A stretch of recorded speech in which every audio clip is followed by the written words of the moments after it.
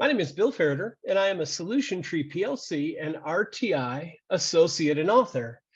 And I had a principal ask me an interesting question the other day. They said, "So, how do I pick people for my guiding coalition?" What an incredible question, right? It's fantastically important that you get the right people on your guiding coalition because they're the people that are going to help you lead change within your school. So if you want to lighten your own load, choosing the right people to be members of your guiding coalition is an essential first step to take. Now, how do you know who the right people are to be on your guiding coalition? Well, first, let's start by understanding what the work of the guiding coalition is.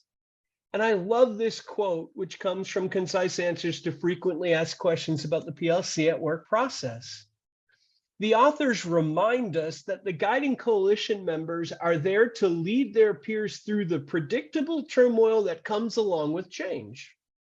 See, we've got to remember that change is always messy, right?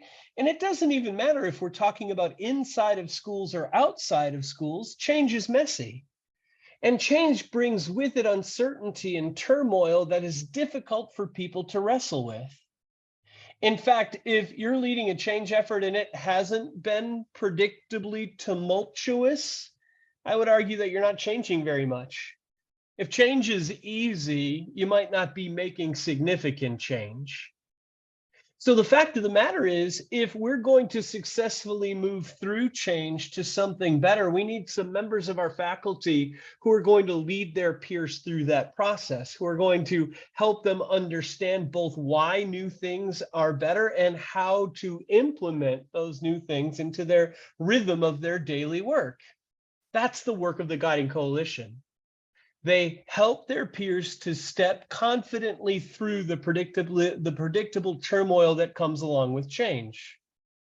So if you're trying to decide who the right people are to add to your guiding coalition, that's something to think about.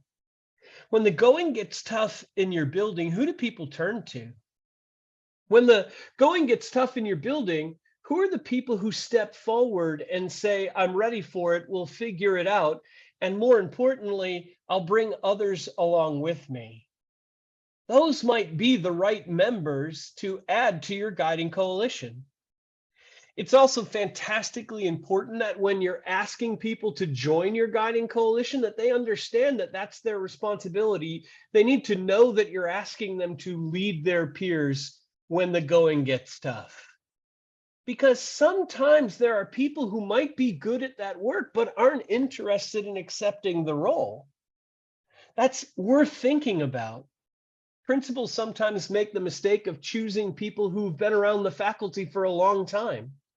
And while it's true that they might have some influence over their peers, if they're not interested in being an influencer right now, then you've missed out on an opportunity to add a change agent to your guiding coalition.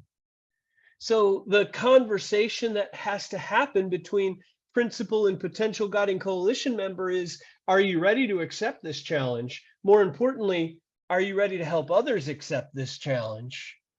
You might find out that the answer to that question is no, and that's okay.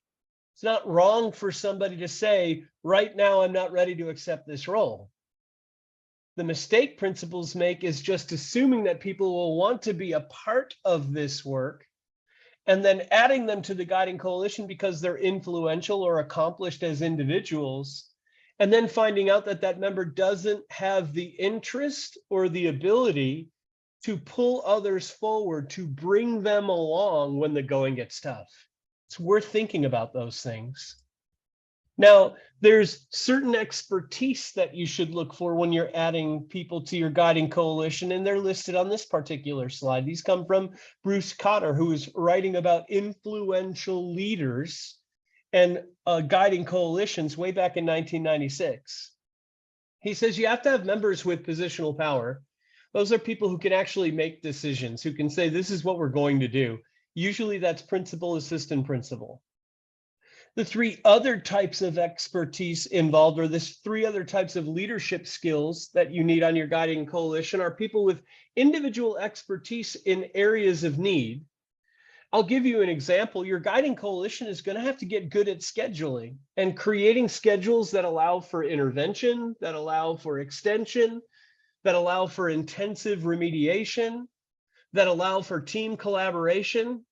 So that ability to understand a schedule, that's expertise. It might be worth having somebody on your guiding coalition who brings that expertise with them. You're going to want to have members of your guiding coalition from departments that are oftentimes left out of the PLC process. I think about singleton teachers or teachers who work in specialized subject areas. PLCs look different to them. So having members with that expertise on your guiding coalition will allow your guiding coalition to work more efficiently and more effectively. Members of your special education department should be on your guiding coalition because they can add voice to what your choices are going to look like and mean for the students who are being served in your special programs department. Then you want members who have both credibility and leadership skills. Credibility are the people who can influence your peers.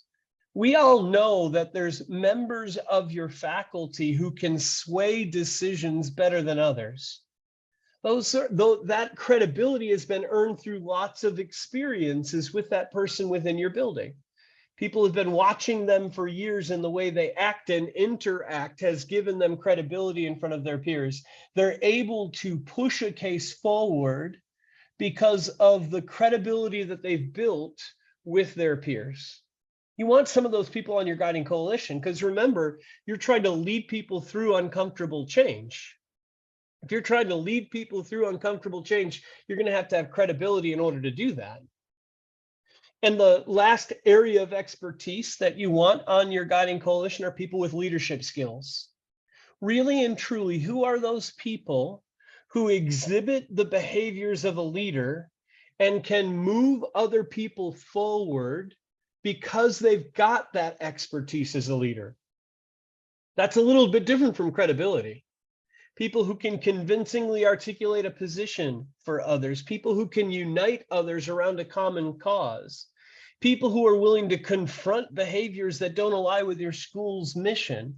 Those are the kinds of people who have leadership skills, and they should be on your guiding coalition too. Do you see how important it is to make the right choice about the work of a guiding coalition and the members that you add to the team? If you don't have people who fit these particular roles or bring these areas of expertise to your team, it's going to be difficult to move people forward. By the way, if you're interested, there's a link in the session description of this video to a tool that can help you think through the kinds of people that you have on your guiding coalition and see if you have a nice balance of people who fit into these different categories. Finally, I personally believe it's important to have one person from each collaborative team on your guiding coalition. Whenever possible, that's ideal. Here's why. I think one of the roles of the guiding coalition is to support the development of collaborative teams. So if you don't have a member from each team on your guiding coalition, it's going to be difficult to go back and support the development of that team as they learn new collaborative behaviors. It's not a deal breaker. If you don't have someone on a team that can serve on a guiding coalition, it isn't that it's impossible to support the development of that team, but it adds an extra X factor into your work because now you got to figure out how will you support a team when they don't have a member on the guiding coalition who is bringing knowledge and expertise back to the group. So there's my answer to your question. If you're trying to decide who goes on your guiding coalition, begin by remembering that their job is to lead people forward through the turmoil they're going to face as you begin to change the way you work in schools. And you probably have seen these behaviors from members of your faculty as other changes come your way. And then ask yourself, do we have people who bring positional authority, expertise that we need, credibility in front of their peers, and leadership skills, the willingness to confront behaviors that don't align with the mission of the school? If you don't have those types of representation on your guiding coalition, my argument is your guiding coalition won't be as effective as you'd hoped it would be. All right, if you have any individual questions, be sure to reach out. I'm always happy to help.